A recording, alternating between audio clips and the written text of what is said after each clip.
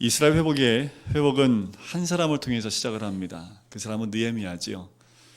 가정의 회복은 누구를 통해서 시작할까요? 옆에 있는 분을 향해서 당신입니다. 한번 할까요? 안 믿어지세요? 네. 가정의 회복은 누구부터 시작한다고요? 바로 옆에 있는 바로 당신 때문에 시작을 합니다. 우리 교회 회복은 그럼 누구 때문에 시작할까요? 나 때문입니다. 저 말고요. 네, 나 때문이라고 생각하셔야겠지요. 하나님은 오늘 이 금요 기도회 때 나온 모든 성도님들 한 분 한 분을 통해서 우리 가정과 교회가 회복하게 될 줄 믿습니다. 하나님은 분명 하나님 때에 하나님의 사람을 통해서 회복시키는 줄 믿습니다. 시작을 하나님이 하셨기 때문에 끝도 하나님이 하심을 믿습니다. 예루살렘 성벽이 중수되면서 여러 가지 어려움이 있었습니다. 모든 백성이 함께함을 통해서 하지만 52일 만에 완공을 하게 되지요. 자체가 기적입니다. 저번 주까지 말씀을 통해서 보면 중수하는 모든 과정 가운데 어떻게 하는지 아시지요? 한 손에는 삽을 들었지만 한 손에는 무기를 들고 그렇게 일을 진행을 합니다. 그런데 회파된 모든 성벽이 52일 만에 완공되는 것, 그것은 기적 자체입니다. 외부의 공격과 내부의 문제들이 있었음에도 불구하고 짧은 시간에 그것이 완공된 것, 그것은 하나님의 도우심 아니면 이루어질 수 없는 거지요. 우리 각 가정이 회복되는 것, 또한 우리 교회가 회복되어지는 것도 하나님의 도우심이 아니면 될 수 없습니다. 우리가 주님 앞에 무릎 꿇을 때에 우리 한 사람 한 사람의 그 기도를 통해서 또한 우리 가정뿐만 아니라 우리의 교회가 회복되게 될 줄 믿습니다. 지난주에는 이스라엘 민족 내부의 문제에 대해서 함께 나눴지요. 내부 안의 문제들, 서로 신뢰하지 못하고 불신에 가득 찬 그 문제들. 하지만 느헤미야가 그 모든 것을 정확히 알았기 때문에 내부에 있는 불신이 하나 될 수 있도록 그 무너진 관계를 다시 회복하고 또한 그 회복함을 통해서 다시 한번 하나가 됨을 발견하게 됩니다. 혹시 우리 가정에도 마찬가지로 서로 간의 불신이 있지 않습니까? 부부 간의 불신, 때로는 부모 자식 간의 불신, 또한 교회 안의 불신이 있습니까? 이 모든 것들이 하나 되고 또한 중수되는데 걸림돌이 될 수 있다는 거지요. 그런데 그 문제점들을 우리가 묻어놓고 간다면 절대로 가정도 교회도 회복될 수 없다는 겁니다. 저는 이 금요일이나 우리 성도님들 한 분 한 분을 통해서 이 무너진 관계들이 회복될 줄 믿습니다. 그러려면 먼저 뭐부터 해야 될까요? 아픔에 귀를 기울이셔야 됩니다.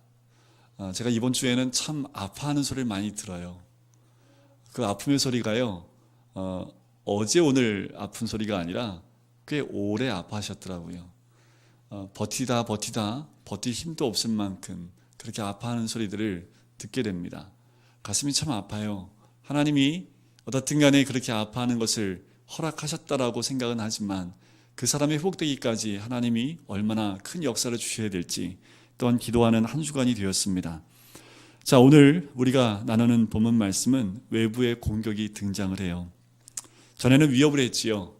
그리고 조롱했습니다. 성벽을 건축하는 것을 저지하려고 그렇게 많은 조롱과 또한 손가락질을 하고 위협을 하고 그리고 공격할 것처럼 얘기를 했습니다.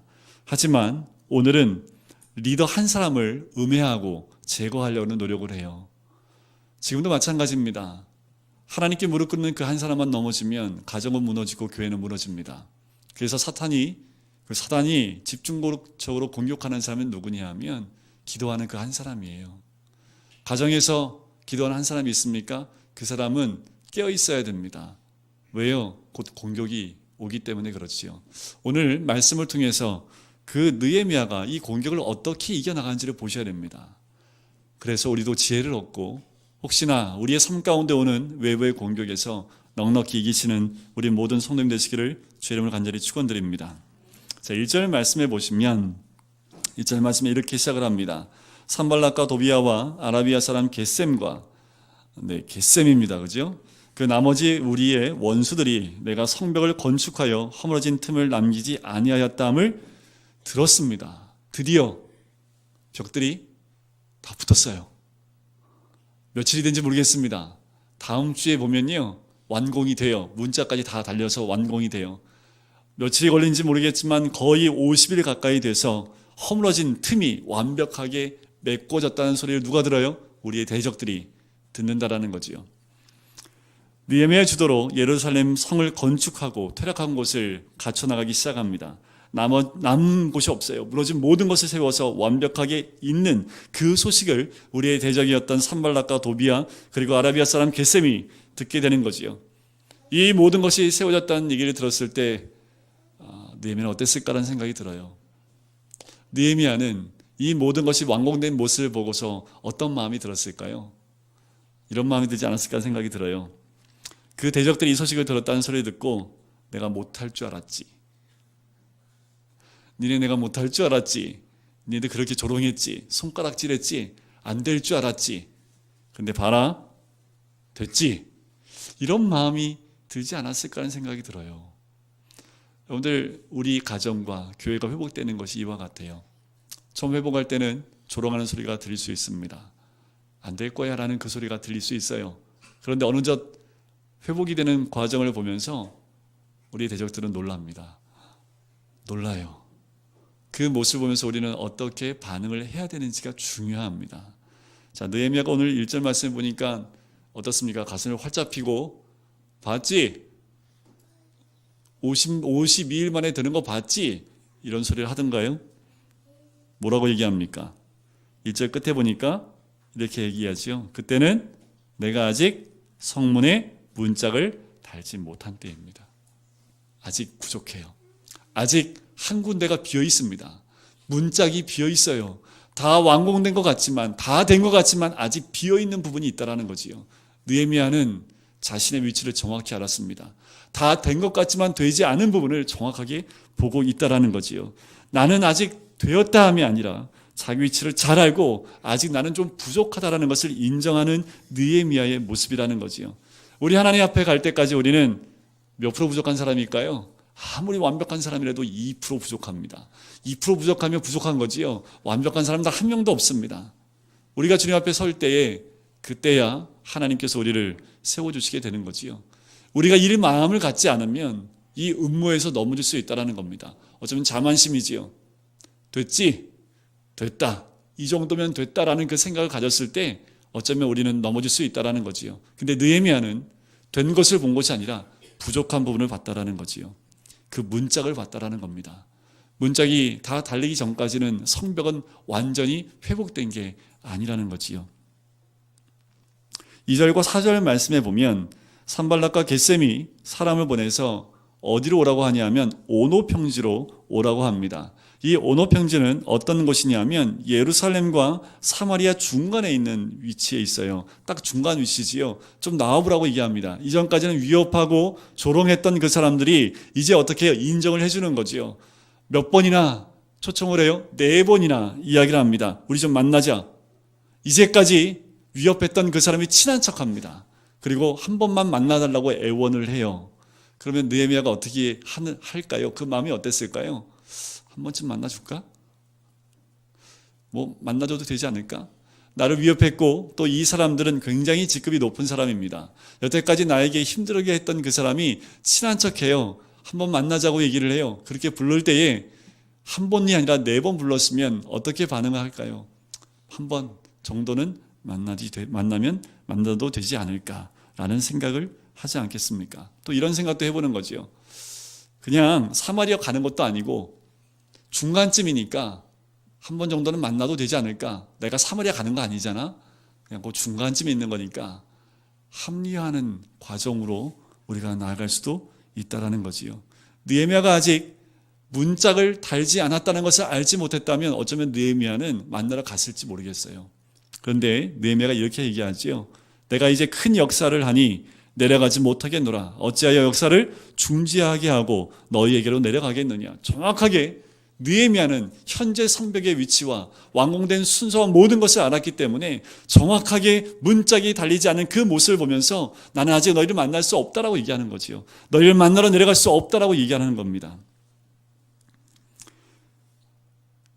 느헤미야는 그 사람들의 이야기에 이렇게 얘기하지요. Oh, no. 그래서 오노평지입니다. 네, 우리가 이런 고백이 있어야 돼요. 얼마나 느헤미야가 지혜로운지 모르겠습니다. 왜요? 자기의 위치를 정확히 알았기 때문에 노라고 외칠 수 있었던 거지요. 그 사람의 위치와 그 사람의 그 모든 소리에도 이 느헤미야는 흔들림이 없었다라는 겁니다. 그리고 그냥 노한 것이 아니라 타당한 이유를 얘기합니다. 내가 이 모든 것을 내려놓고 어떻게 가겠느냐라고 타당한 이유와 설명을 한다라는 거지요. 지금 느헤미야는 급한 일과 중요한 일 가운데 중요한 일을 선택하고 그것을 먼저 하겠다라고 이야기를 하는 거지요. 여러분들 어떠십니까? 우리의 삶 가운데 급한 일과 중요한 일이 있습니다. 우리 가정 가운데에도 각자 회복해야 될 중요한 일들이 있고 급한 일들이 있어요. 그런데 우리 모두는 대부분 급한 일에 우리의 마음을 빼앗길 때가 많습니다. 우리 가정이 회복되는데 정말 중요한 일들이 있어요. 근데 그 중요한 일들을 내려놓고 급한 일을 하다 보면 우리도 넘어질 수 있다라는 거지요. 제가 이 말씀을 준비하면서 과연 나에게 필요한, 내게 중요한 것이 무엇일까? 목사로서, 또한 금강교회를 섬기는 목사로서 내가 지켜야 될 타당한 이유가 무엇일까? 내가 반응하지 않고 그 자리를 지켜야 될 곳이 어디였을까? 라고 제가 묵상을 해보니까 저는 딱 한 군데밖에 없더라고요. 예배입니다. 예배를 내려놓고 내가 누굴 만나겠습니까? 예배 준비를 내려놓고 제가 누구를 만나러 가겠습니까? 이 중요한 일이 먼저 내 가슴 가운데 있지 않으면 그냥 까먹고 가는 거지요. 그럼 어떻게 해요? 그 예배가 펑크가 납니다. 준비되지 못한 예배로 나갈 수밖에 없는 거지요. 우리 각자의 어떠십니까? 그 타당한 이유가 있으십니까? 누군가 나를 만나자고 했을 때에 타당한 이유를 대면서 나갈 수 없다라고 말할 그 타당한 이유가 있으십니까? 가정이 회복되는데도 분명히 이것이 있습니다. 내가 가정을 회복하고 교회를 회복하는데 이것을 거부하고 또한 이 타당한 이유를 대며 나갈 수 없음을 얘기할 수 있는 그 무엇인가가 있다라는 거지요. 무엇이 중요한지. 내가 음모에 빠지는 것은 결국 나 때문에 그렇습니다. 그 음모가 일어날 때 중요한 것은 내가 지금 위치하고 있는 그 위치를 알고 있을 때 우리는 사소해 보이지만 문짝을 다는 적용을 해나갈 수 있다라는 거지요. 옛날에 제가 중고등학교 때 전도사님께서 이런 말씀을 하신 적이 있어요. 교회 안에 남녀가 함께 있으면 안 된다라고 항상 설명을 하셨고 이야기를 하셨습니다. 그래서 이런 예화를 드셨어요. 뭔 예화를 드셨냐면 남녀가 해변가를 어두워두할 때 손을 붙잡고 걸어가다가 혹시 우리 불순한 생각이 들면 두 손 꼭 붙잡고 기도하자. 뭐 이런 얘기를 하시면서 그건 뭐냐 하면 악어 머리에다가 머리 집어넣고 제발 물지 않게 해달라고 기도하는 것과 똑같다라고 그렇게 설명했던 게 기억이 나요. 교회 안에 사소한 것들 지켜야 되는데 그런 부분들이 너무 쉽게 넘어가다 보면 넘어질 수 있다라는 거지요. 교회 안에 그런 부분들이 쉽게 넘어지는 부분들 참 많이 봅니다. 남녀 간의 문제가 쉽게 무너지는 부분이 교회 안에 많이 드러나게 되는 거지요. 쾌락과 명예의 온오평지가 나를 불러도 느헤미야처럼 노라고 외칠 수 있는 그 믿음이 우리 안에 있었으면 좋겠습니다. 그런데 어떠십니까? 지금도 누군가가 우리를 부를 수 있어요. 누군가가 산발락과 도비아와 이 게셈처럼 우리를 불러내서 야, 좀 이곳으로 와봐 라고 얘기할 수 있는 거지요. 예배 좀 빠져도 돼. 공동체 모임 안 가도 돼. 오늘만 좀 빠져서 나하고 한번 가볼래? 예배만 드리고 그냥 바로 와. 밥도 먹지 말고 잠깐 와. 이게 한 주 빠지는 건데 뭐 어때? 라는 이 말로 여러분들 혹시 꼬시는 분들 안 계신가요? 이 꼬실라이제이션에 한번 넘어가면 어떻게 해야 돼요? 네, 우리가 넘어지는 거지요. 여러분들 우리가 잊지 말아야 될 것은 내가 있는 위치가 어느 위치고 내가 무엇을 해야 되는지를 정확히 알지 못하면 우리가 그렇게 넘어질 수 있다라는 겁니다. 가족의 회복을 위해서 기도하면서 분명히 하나님이 역사하시는 것을 보고 퇴락하는 곳이 남지 않았는지 우리는 늘 돌아봐야 된다는 거지요. 분명한 것은 온오평지라는 합리화하시는 곳에, 합리하는 곳에 우리를 불러내는 사람들이 분명히 있다는 겁니다. 남들이 나를 알아줄수록 더욱 깨어서 말씀을 묵상함으로 나아가는 그 문짝이 우리 삶 가운데 있어야 된다는 거지요. 명예와 쾌락과 권세가 나를 초청한다 할지라도 그 초청하는 온오평지로 우리를 부른다 하더라도 우리는 뭐라고 외쳐야 된다고요? 온오! 과감하게 외칠 수 있어야 되는 거지요. 그런데 매주일마다 이런 온오평지가 있지 않으세요? 주일만이겠습니까, 여러분? 네. 주중에도 친구들이 불러내는 오노평지. 친구들이 그냥 불러요, 그죠? 네, 그냥 부르지 않지요. 항상 유혹하는 달짝지근한 뭐 한마디가 있습니다. 그러면 그 자리가 어떤 자리예요? 그게 오노평지예요. 그럼 우리는 뭐라고 외쳐야 된다고요? 너 나 할 일이 있어. 오늘 말씀에 붙들려서 오늘 예배 드리러 가야 돼. 라고 예배를 드려야 될 이유에 대해서 설명을 해야 되는 거지요. 제가 이 문짝을 보면서 또한 생각을 해봤어요. 하나님, 우리 교회의 성벽이 재건되어지고 있고 중수되고 있는데 하나님 문짝이 뭘까요? 이런 질문을 해봤습니다. 그럴 때 하나님이 저한테 주신 마음이 뭐냐 하면 금요기도에 나오는 여러분들 한 명 한 명이 너의 문짝이다 라는 그런 마음을 주시더라고요. 때로는 여기 있는 문짝들 가운데 문짝이 제대로 달린 문짝도 있고 달려고 준비한 문짝도 있고 때로는 쓰러져 있는 문짝도 있고 이게 달아났는데 바람에 넘어진 문짝도 있고 하나님 그 마음을 주시고 그런 영상을 보여주시는 것 같아요. 제가 이 문짝 놔두고 어디 가겠습니까? 그죠? 이 문짝 붙들고 씨름을 해야 되지요.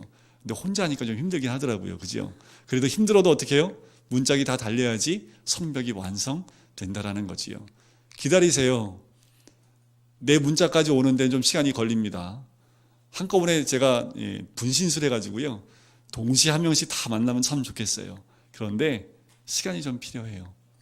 많이 아파하시는 분들, 그분이 먼저 우선 세워야 될 문짝이라는 생각이 들어서 하나하나 만나려고 하고요. 먼저 만나고 싶은 분들은 저를 찾아오시면 됩니다. 자, 5절부터 7절 말씀에 보면 산발랏이 안 된다는 것을 알게 됩니다. 그래서 5절 말씀에 보니까 다섯 번째는 어떻게 해요? 종자의 손에 무슨 편지를 들려보냅니까? 봉하지 않은 편지입니다. 보통은 민족과 민족 간에 또한 나라와 나라 간에 어떤 편지를 보낼 때는요, 두루마리나 아니면 이 가죽에다 편지를 쓰죠. 둘둘 말아서 어떻게 합니까? 임봉을 합니다. 아무도 뜯어보지 못하도록 임봉을 해요. 그런데 여기는 지금 봉하지 않은 편지지요. 의도성이 있지요. 왜 이렇게 했을까요? 그 내용을 만천하에 드러나게 하기 위해서, 소문을 내기 위해서 그렇게 한 거지요. 자, 그 글에 이르기를 이런 소문이 있다라고 쓰는 거죠. 이방 중에도 소문이 있고 가스무도 말하기를 너와 유다 사람들이 모반하려 하여 성벽을 건축한다 하나니 내가 그 말과 같이 왕이 되려 하는도다.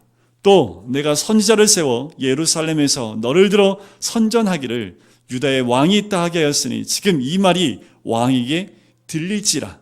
그런즉 너는 이제 오라 함께 의논하자 하였기로.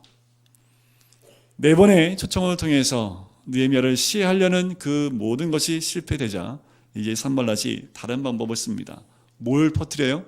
음모하고 소문을 퍼뜨리기 시작을 합니다.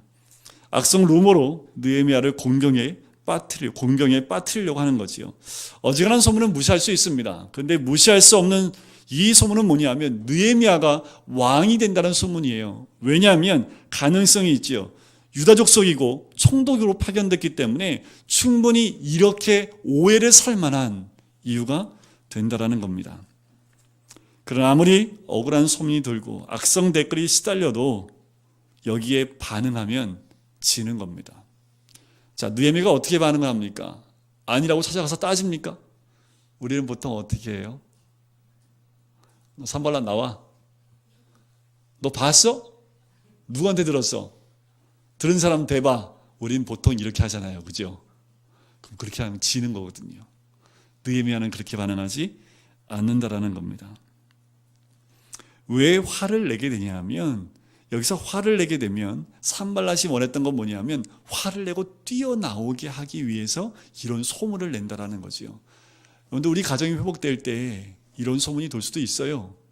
그리고 그런 말을 퍼뜨리는 사람이 있을 수도 있습니다. 그런데 그 사람에게 화를 낼 필요가 없는 거지요. 그 사람에게 화를 내면 그 뒤에서 조장하고 있는 사단의 그 음해에 우리가 넘어질 수밖에 없다라는 거지요. 산발랏이 이 마지막 수단으로 하려고 했던 것이 무엇이냐 하면 두려움을 넣기 위해서입니다. 왜 두려움을 넣어요? 왕에게 들릴지라는 그 말을 통해서 왕에게 들어가면 어떻게 됩니까? 왕에 의해서 어떻게 해요? 전쟁이 일어날 수 있다는 그 두려움이지요. 그 두려움이 들어가면 이 느헤미야는 반응할 수밖에 없다라는 거지요. 그래서 그 두려움을 넣기 위해서 이 소문을 퍼뜨린 겁니다. 사람이 두려움이 들어오면 어떤 선택을 할까요? 두려움에 선택하는 건 다 실수밖에 없습니다. 아브라함이 애굽에 내려갈 때 그 두려움 때문에 어떤 선택을 합니까? 아내를 팔아버리는 선택을 하는 거지요. 세상적인 방법에 선택을 할 수밖에 없다라는 겁니다. 세상은 또한 사단은 우리가 무엇에 쉽게 넘어지고 화를 내고 또한 실수하는지 또한 두려움 가운데 들어가는지를 정확히 안다라는 겁니다. 그런데 느헤미야는 그것을 분별하고 화를 내지 않습니다. 8절과 9절 말씀에 보면 이렇게 나오지요.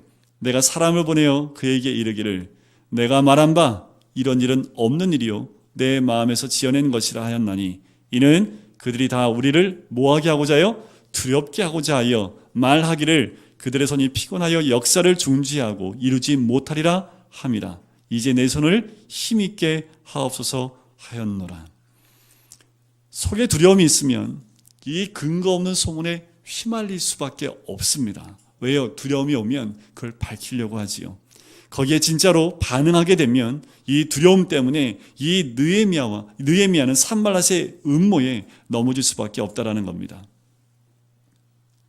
하나님의 역사를 이루지 못하게 하는 사단의 모략인 것을 느헤미야는 눈치를 채게 되지요. 느헤미야는 어떤 사람이냐 하면 사람을 두려워하지 않습니다. 하나님을 두려워하는 사람이라는 거지요. 사람이 어떤 소리를 해도 그것에 반응하지 않는 느헤미야입니다.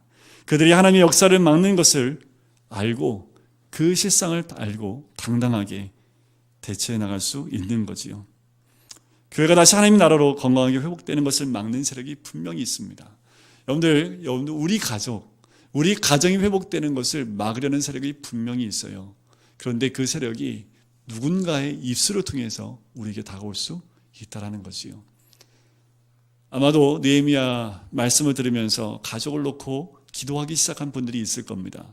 어느 정도 중수된지는 모르겠지만 가정을 위해서 기도할 때 소리가 들릴 수 있어요.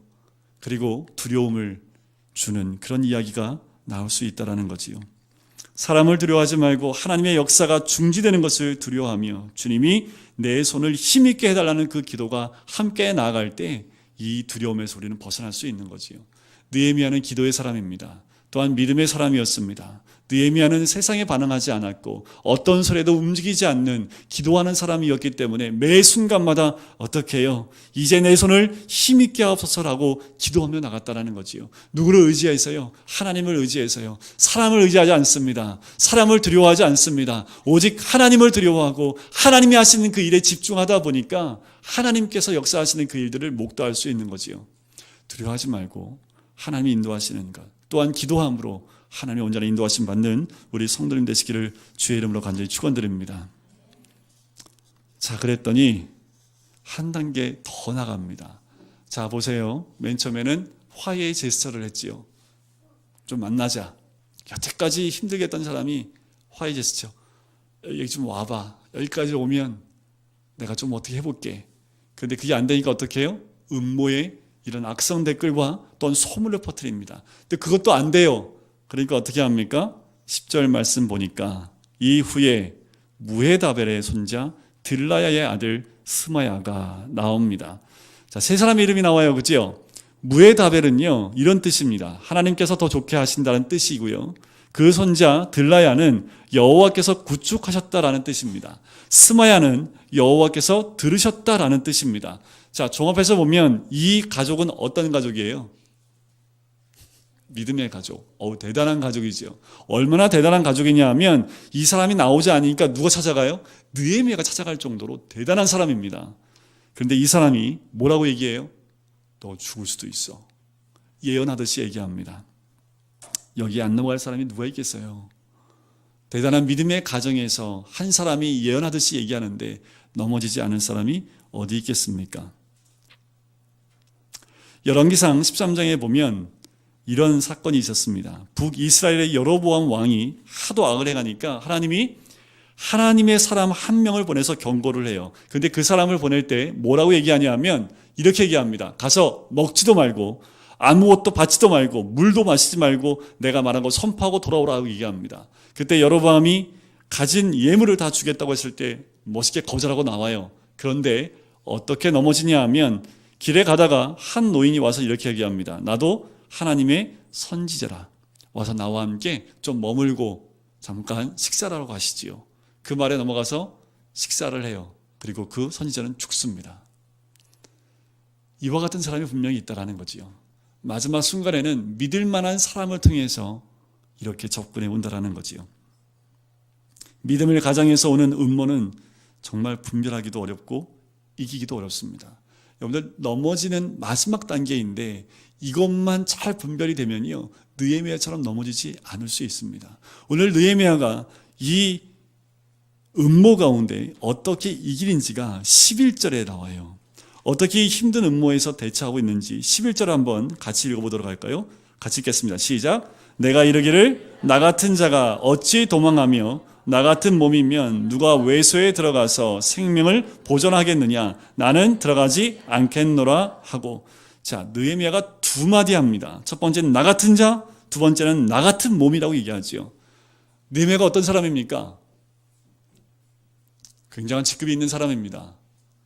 그리고 성벽을 재건할 뿐만 아니라 이스라엘을 다시 재건하기 위해서 온 사람이지요. 그런데 느헤미야가 자기를 뭐라고 이해해요? 나 같은 자라는 거지요. 나같이 부족한 자, 나 같은 죄인, 그런 자가 어찌 여기서 도망할 수 있습니까? 라고 얘기하는 거지요. 느헤미야는 정확하게 자기 자신에 대한 정확한 정체성을 얘기합니다. 하나님 앞에 나 같은 자가 어떻게 도망갑니까? 또 한 가지입니다. 나 같은 몸이라는 거지요. 여러분들, 외소는 누가 들어가는 곳이냐면 제사장들만 들어가는 곳이에요. 제사장 외에는 들어가지 못하는 곳이 이 외소입니다. 근데 이렇게 생각할 수도 있죠. 하나님의 사람이 이렇게 얘기하는 거지요. 당신 외소에 들어가서 좀 숨으십시오 라고 얘기하는 건 뭐예요? 나를 누구의 위치까지 올려주는 거예요? 제사장. 기분 좋잖아요, 그죠? 느헤미야가 그렇게 받아들일 수 있죠. 나를 제사장의 식품까지 나를 생각하시는구나 하고 외소로 쏙 들어가면 어떻게 될까요? 네, 그렇게다가 경을 친 한 사람이 있습니다. 우시야. 유다 왕인데 성소에 들어가서 제사를 지내다가 하나님의 형벌을 받았던 한 사람. 그 사람은 자기가 들어가지 말아야 될 곳에 들어갔던 우시야입니다. 그런데 이 느헤미야는 원칙을 벗어나지 않아요. 하나님 율법의 원칙을 벗어나지 않습니다. 분명히 하나님의 사람이 그 외소로 들어오라고 했지만 나는 외소에 들어갈 사람이 못 됩니다. 나 같은 몸은 그곳에 들어갈 수 없고 피할 수도 없습니다. 정확하게 말씀을 알았던 느헤미야는 말씀의 원칙대로 이야기를 하지요. 그런데 그 말씀의 원칙을 가지고 가보니까 12절에 깨달음이 오기 시작을 합니다. 그는 하나님께서 보내신 바가 아니라는 것을 알기 시작하는 거죠. 무엇 때문에 알았을까요? 하나님 말씀의 원칙을 알았기 때문에 분별력이 가능했다는 겁니다. 하나님 말씀의 정확한 뜻과 그 원칙을 알았기 때문에 흔들림 없이 그것이 하나님께로부터 온 것이 아니라는 것을 알 수 있다는 거지요. 우리 삶에서 가장 힘든 게 이 마지막 시험이에요. 신앙에서 믿을 만한 그 한 사람이 나에게 이렇게 얘기했을 때 분별하지 못하면 쉽게 넘어질 수 있다는 거지요. 우리 안에 말씀의 원칙이 없으면 분별할 수 없고 깨달을 수 없기 때문에 넘어질 수밖에 없다는 겁니다. 우리는 하나님 말씀이 없으면 들어야 할 말을 듣게 되고 가지 말아야 될 곳을 갈 수도 있다는 거지요. 말씀대로 살기 원하시는 하나님의 원칙을 알면서도 뭔가 다른 방법으로 해보려고 하기 때문에 음모를 분별하지 못할 수도 있다는 겁니다. 근데 느헤미야는 정확히 알았지요. 정확하게 하나님 말씀의 원리가 무엇인지 알았기 때문에 흔들림 없이 정확한 말씀을 가지고 대했다라는 겁니다. 그랬더니 깨달음이 온 거지요. 이거는 하나님이 주신 음성이 아니라 누가 한 말이에요?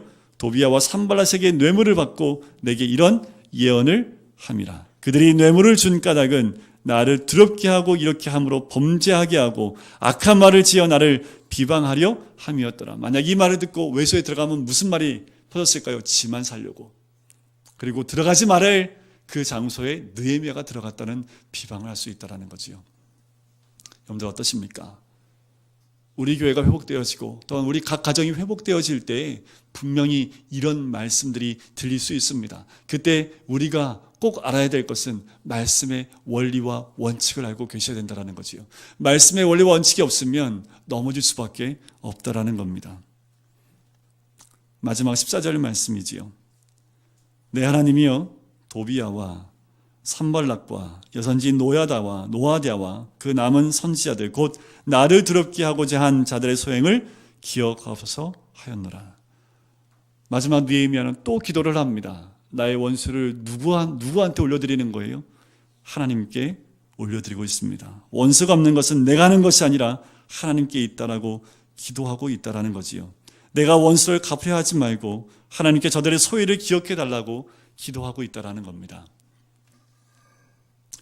사도 바울도요, 그렇게 스데반을 죽음에 내몰았던 사람입니다. 근데 스데반의 기도에 의해서 사울이 어떻게 돼요? 바울이 되는 놀라운 역사를 경험하게 되는 거지요. 우리는 때로는 우리가 그 원수를 갚으려고 움직일 때가 있어요. 왜요? 맺힌 게 있으니까.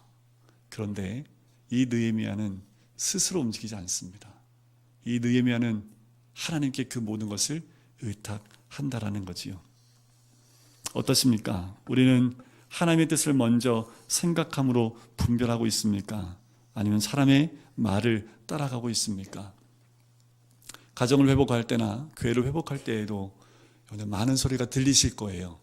그리고 많은 이야기들이 나올 수 있습니다. 그런데 오늘 느헤미야의 이 말씀을 통해서 우리가 잘 분별하고 깨달아서, 여러분들 이제 몇 절 후면요, 한 두세 절 뒤로 가면 완공이 돼요. 이게 마지막 대적의 회책이고 또한 넘어뜨리려고 하는 그 모함이라는 거지요. 이 마지막 시험을 넘기지 못하면 이제까지 쌓았던 모든 것이 무너질 수 있다는 겁니다.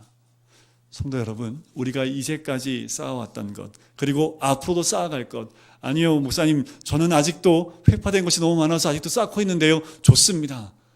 괜찮아요.